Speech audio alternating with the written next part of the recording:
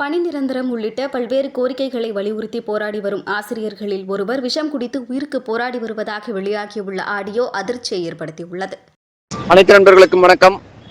நம்ம முன்னமே சொன்ன மாதிரிதான், அதாவது இந்த அரசை நம்பிதான் நம்ம இருந்தோம். இவங்க ஆட்சிக்கு இந்த ஆட்சியே முடிய போகுது. இது வரைக்கும் அந்த 181 என்னன்னு கூட கண்டுக்கல. நம்மளும் இவங்க செய்வாங்கன்னு வீட்டிலே இருந்துகிட்டு இருக்கோம். அங்க என்ன நடக்குது இங்க என்ன நடக்குது நியூஸை பார்த்துட்டு இருக்கோம். இன்னைக்கு ஒரு ஆசிரியர் தற்கொலை முயற்சி செய்திருக்கிறார். ஆபத்தான கண்டிஷன்ல இருக்காரு. ஸோ இனியும் நம்ம காலதாமதம் பண்ணாம போராட்டத்தை வலிமையா இந்த பொங்கலை கருப்பு பொங்கலா அனைத்து பகுதியினர் ஆசிரியர்களும் சென்னையில் போராட்டமாக மாற்ற வேண்டும். போராட்ட நிகழ்வாக நாம் அதை பார்க்க வேண்டும். எனவே அனைத்து பகுதியினர் ஆசிரியர்களும் நாளை காலை டிபிஐ வளாகத்தில் போராட்டம் என்று இன்னும் கொஞ்ச நேரத்திலே அந்த ஒருங்கிணைப்பாளர்கள் குழுவானது அறிவித்துவிடும்.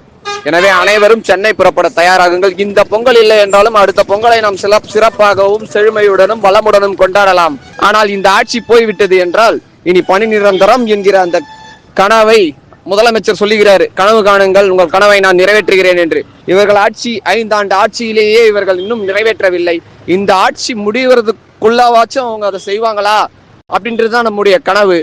அந்த கனவை வலியுறுத்தி நாளை ஒரு மிகப்பெரிய பிரம்மாண்டமான முற்றுகை போராட்டம் நடைபெற வேண்டும். அனைவரும் வாரீர். இது நமக்கான போராட்டம். யாரோ ஒருத்தர் 2 பேர் போராடினா நிச்சயமா நம்ம வெற்றி பெற முடியாது. தட்டினே இருந்தாதான் நமக்கு கதவு திறக்கும். நம்ம தட்டாமவே அதை க்ளோஸ் பண்ணி வச்சுட்டு அவங்க எப்படி செய்ய மாட்டாங்கன்னு சொன்னா அவங்க செய்யவே மாட்டாங்க. அவர்கள் செய்வார்கள். நாம் கண்டிப்பாக விரைந்து போர்க்கால அடிப்படையில் போராட்டத்தை வலிமையாக்க வேண்டும். செய்திகளை உள்ளது உள்ளபடி தெரிந்து கொள்ள ரெஃப்ளெக்ட் நியூஸை சப்ஸ்கிரைப் பண்ணுங்க.